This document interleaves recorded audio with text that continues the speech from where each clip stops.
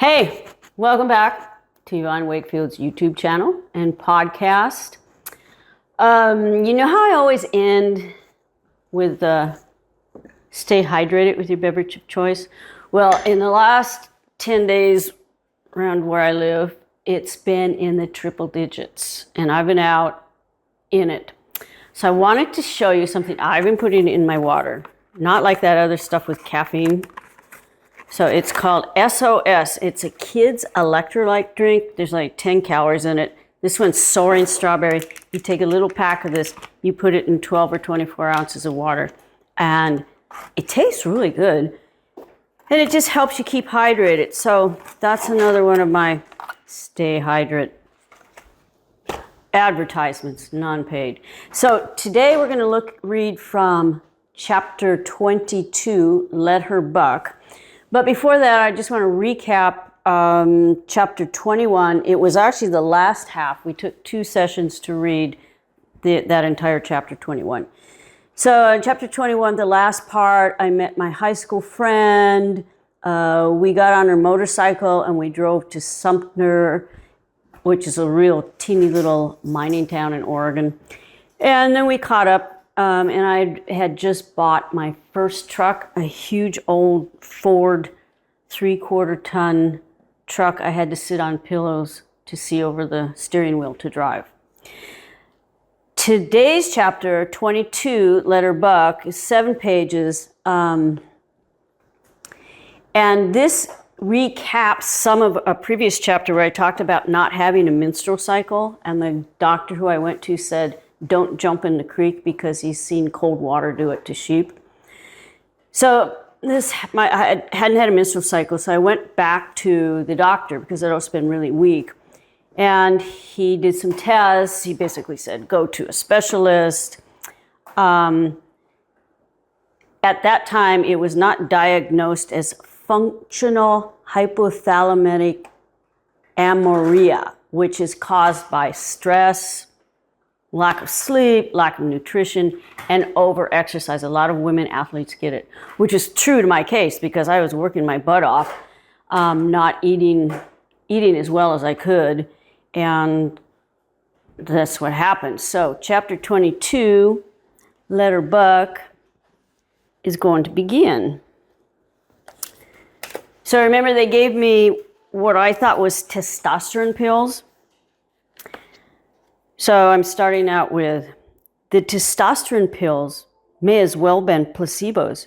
They haven't induced a period and I'm exhausted all the time. No matter how long and hard I work, I can't get on top of all that needs to be done. Each day grows more challenging as the walls grow higher. I miss having Brad around. Remember, he took off.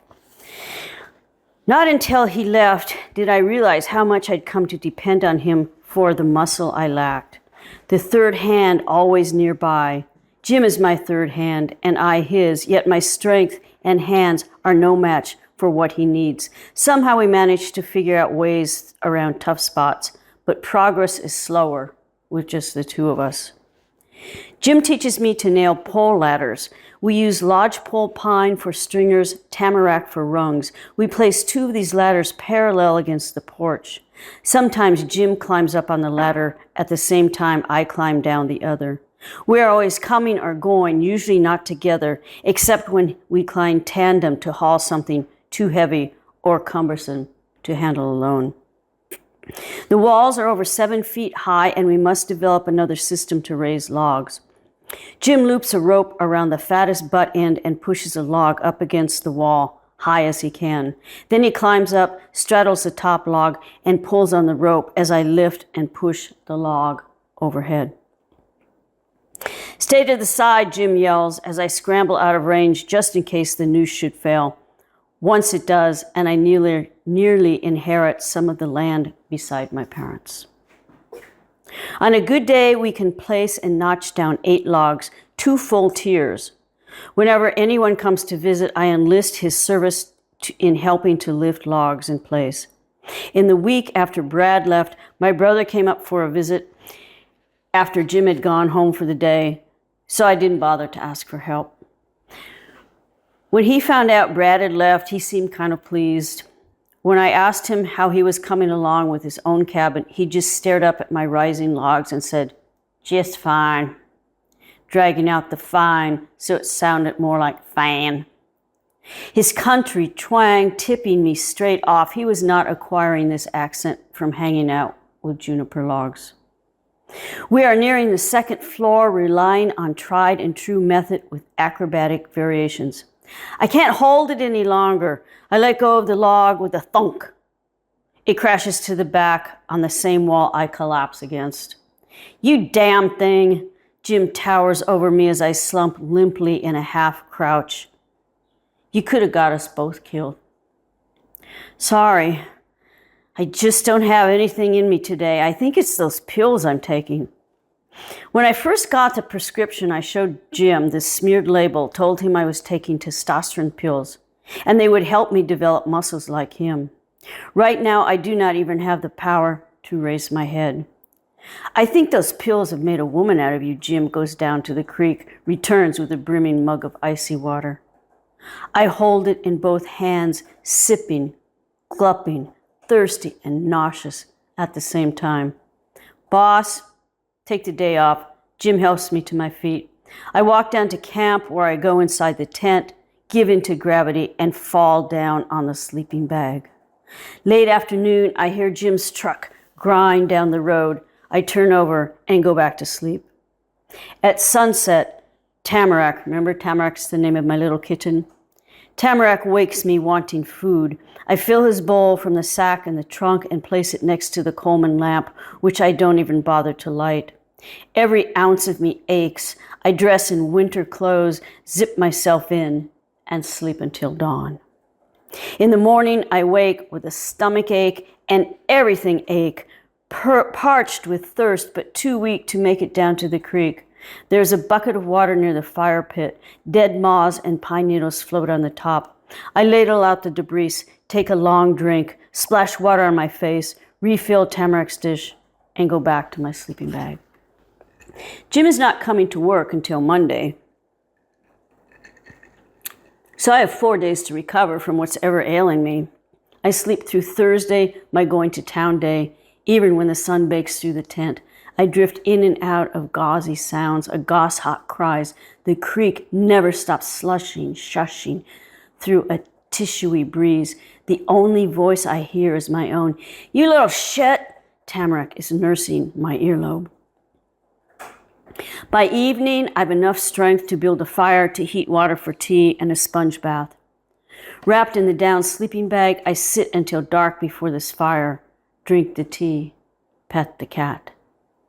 The next day, still weak but feeling better, I decide to go to town and figure in a visit to see the testosterone pill doctor. My schedule is skewed anyway. My regular supply run is usually on Thursday because usually it's the day Jim does not come to work. The biggest garage sales start, and Chester's Thriftway still honors the weekly Blue Mountain Eagle sales inserts. Although Friday is one of his scheduled days, Dr. Pruitt is not in. But Dr. Griffith is here, says the receptionist. He's also a woman's doctor. You can see him right now if you want to. She puts down her pen and looks over my head. A warm sponge bath has sufficed to freshen the parts in question, but my long hair does not reflect my hygienic pride. Fortunately, Dr. Gifford has no interest in this end of me. "How long have you been on progesterone?" Dr. Gifford asks, reading from a file as I sit waiting on the examination table. He looks like everything Dr. Pruitt isn't: seasoned, knowledged. I change my mind after he starts poking around inside me like a novice chef trying to snag a bag of giblets out of a half-thawed turkey he knows he will be late to serve. He doesn't wait for my answer. He murmurs, his fingers search. "How long have you been on progesterone?" he repeats. I'm confused. "I'm taking testosterone, not progesterone," I say, not able to look him in the eye the way I'm splayed, open and flat on my back. "Sure are," Dr. Pruitt notes. "Say, prescribed progesterone." He pushes down hard on my abdomen. "Ow!" I cry, borderline pissed off now. "Did that hurt?" he asks. "Yes," I answer as politely as I can to keep from kicking him in the face. As he continues to poke around in me, I do some probing of my own. Think back to the first pill I spilled from that cheese-stained bottle. It was P-R-O-G, and not the imagined T-E-S-T, smeared illegibly on the label. I'm not sure if this clarification makes me feel any wiser or cured from a prescription meant to set my femaleness back on track. All the while, Dr. Gifford is poking around and umming. A young man with blackheads has been leaning against the sink watching. He wears an oversized lab coat and just a trace of mustache. Give her tummy and small uterus a feel. Dr. Gifford pulls away, turns to his young intern, and washes his hands. With the expression of a puppy punished for piddling on the kitchen floor and I just couldn't help myself kind of face, the intern stands by my side and presses lightly on my stomach. Now get inside her and give a look, Dr. Gifford directs. He opens the door and leaves. The intern pulls on latex gloves, lubes up with Vaseline. His pie eyes change to looks of fear framed between my legs. This look develops into one of elation the moment he realizes where his fingers are. Biting down on his lower lip, he concentrates and ranges around inside me as the other hand presses down. I'm about ready to boot out of the stirrup and rip the nose off his pimpled face when Dr. Gifford returns. The intern pulls his fingers out of me, looks at his gloves, peels them off, and drops them like a dirty hanky in a sterile trash bin. If I didn't have a problem now before that exam, I have one now. A very bad case of anger after being left alone with a zit-faced wannabe, his fingers wrangling around inside my wee. After some discussion, Dr. Gifford concludes, you need to go see a specialist. Could be something to do with your pituitary gland. Go see him. He writes down the name of a doctor in Ben and then leaves. The intern, who has remained mute by the sink, follows, hands thrust deep into his lab coat pocket. I rip off the paper gown, wad it up, wipe away Vaseline with tissue, and throw the messy lot on the floor. Bill me, I say to the receptionist, and storm out the door. After that visit, I go to the laundromat, splurge, and take a shower, 4 quarters long. A month later, Dr. Gifford's bill will arrive in my post office box. In the return payment envelope, I will include only a handwritten note, but no check. The note touches on the ethical and liability concerns, in particular noting a licensed physician who knowingly leaves an unlicensed intern alone to poke the vagina of a 19-year-old. I lick a 10-cent stamp, affix it to the envelope, and never receive a reply or a request for a bill. Emery is not working that Friday when I visit at his counter. My hair still wet, my wee still reciting angry passages from that latest exam. He went to Boise's for supplies, replies a waitress I've never seen before. She takes a long drag, places her cigarette behind the counter, and picks up an order pad with fingers yellow as the pencil she holds in her other hand. What all I have, hun? She asks. The creases around her lips deep enough to hold a dime in place. I'm really wishing Emery would be asking me what I want because I do not order my usual 2 fritters. A hamburger, please. The waitress is unfazed. I, on the other hand, sit on the red vinyl stool amazed. The last time I ate meat, it came with a side of nostalgia, and the only reason I ordered it then. Happy family memories are nowhere in sight as I block myself from thinking about the once live face, personality, or spirit of what I am about to bite. Here's your burger, hun. The waitress places a thick white crockery plate in front of me. The burger is not gender specific. It is not a papa, mama, or baby. It's merely a, here's your burger, hun, and is served with a side of tomato, iceberg lettuce, leaf, dill, pickle spear I layer on the patty, and an onion slice I push to the side. She returns, cigarette clamped between her teeth, with plastic bottles of ketchup and mustard. I squirt condiments until the burger looks like lava flowing, yellow and red, streams coiling down the pitted meat face, colliding and puddling on the plate. I lower the bun and press it down to stabilize the flow that cascades into an orange waterfall when I bite. I pray before swallowing this bit of big cow churned into a little patty. I pray to this burger I nickname Little Buck. Long after I've left a tip, that beef patty charges my stomach like a cow prodded through slaughterhouse chutes. Little Buck jumps my guts all the way to Prairie City. Whoa, just a minute. I clutch my belly, straightening up, and help Dale load the 4x8s. The custom order of floorboards extends 4 feet over the tailgate. Y'all need this. Dale picks up a rusty nail and whacks a greasy red rag into the one board. Cops can't get you now. He throws his impromptu hammer, a 2x4 chunk, back on the ground. I write out a check and drive west and past 2 garage sale signs while Little Buck kicks and fusses. Just out of the city limits, red lights flash, and I pull over to the gravel roadside. If anything, I will be cited for driving under the speed limit. I check the rearview mirror. The red rag is still hanging there, and a police officer is coming into view. License and registrations, he says. I hand over my Minnesota driver's license and the Oregon registration from the glove department. This your truck, he asks, comparing documents. Yes, I answer, sitting up high on 2 new cushions purchased at the garage sale just past. Then why is it registered in Dan Gray's name? I tell the officer the whole story, including the part about resurfacing the head, only to find out it was so warped it needs replacing. He hands me back the license and register and leaves me with, "Have a good day." I drive away with butterflies in my stomach, a full load of boards, and Little Buck even more riled up now. The emergency brake is too costly to repair and rocks too unreliable, so I continue to use a wedge I've nailed together and secure under the tire each time I stop to open and close the gate.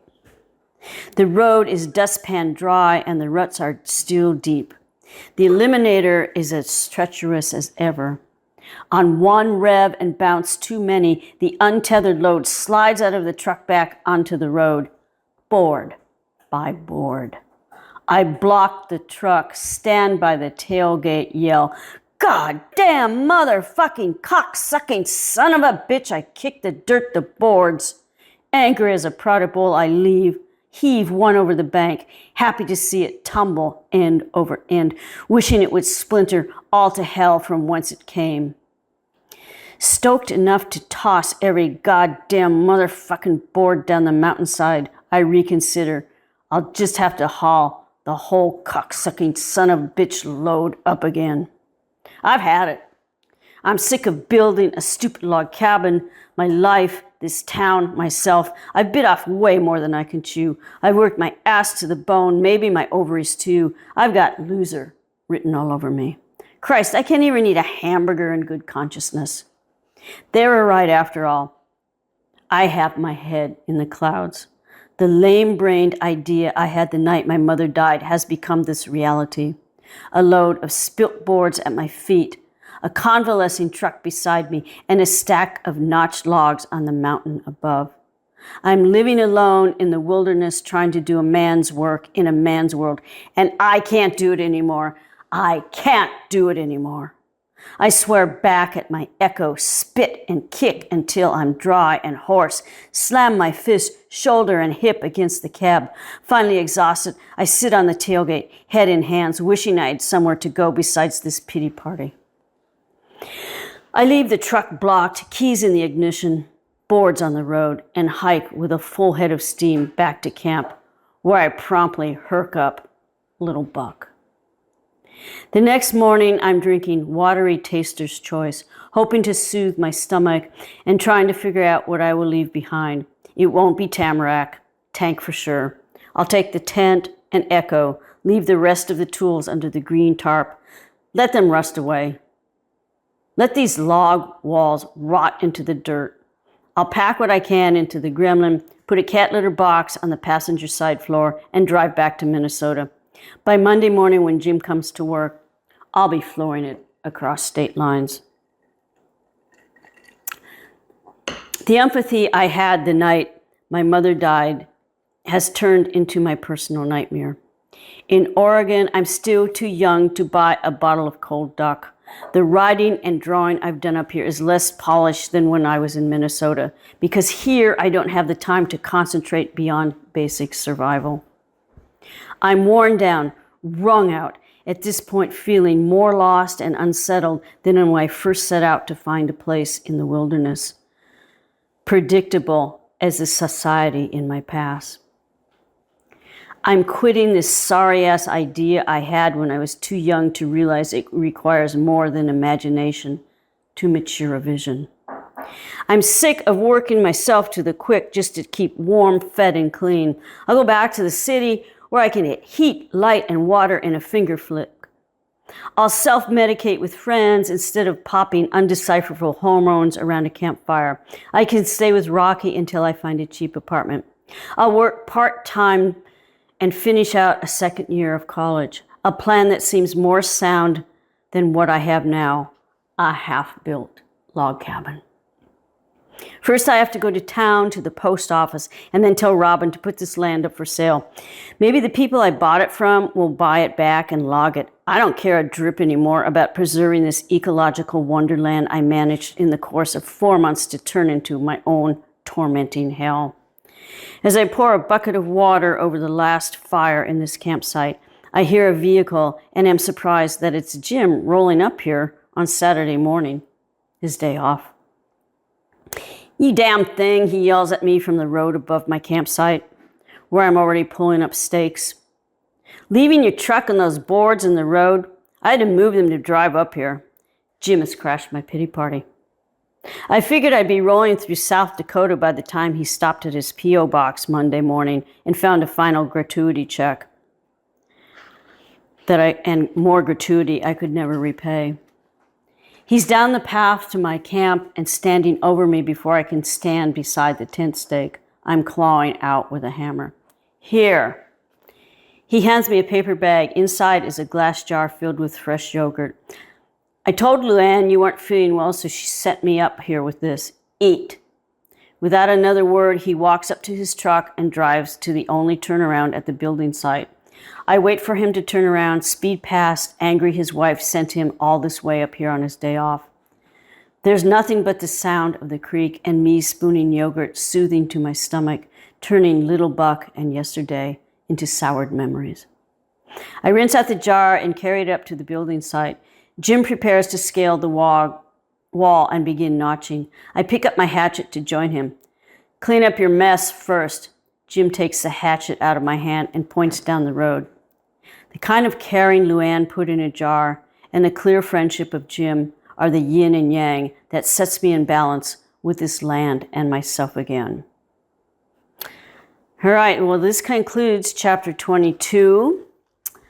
Next week, we will be on chapter 23, and we will continue the progress of building the log cabin, which is central to this book, Babe in the Woods, Building a Life One Log at a Time, the first one in the series of 3.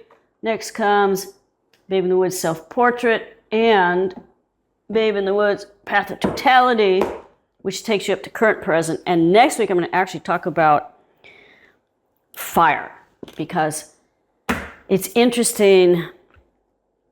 If anybody's lived in the woods or have woods around them, you've probably done some what they call hardening of your property. So you do work for fire prevention. I've had several grants that I've used to reduce the level of fuel on my property. I have another one of these grants, which is supposed to be happening right now, but the people, the contractors who are supposed to be doing the work, are now fighting fires in Burns, Oregon, which I think is like 63,000 acres right now. So give a shout out to all those people who are in danger, and especially the men and women who are out there trying to save your place. So let's all hope they stay really hydrated. See you next week. And remember, subscribe to my YouTube channel, Yvonne Wakefield. Remember to say hi to Henry. He's getting really old. He had a really hard time walking this morning. I just ordered them some arthritis pills. Yeah, so subscribe to the YouTube channel, like it, tell your friends, buy my books. They're wherever books are sold. Anyway, see you next week.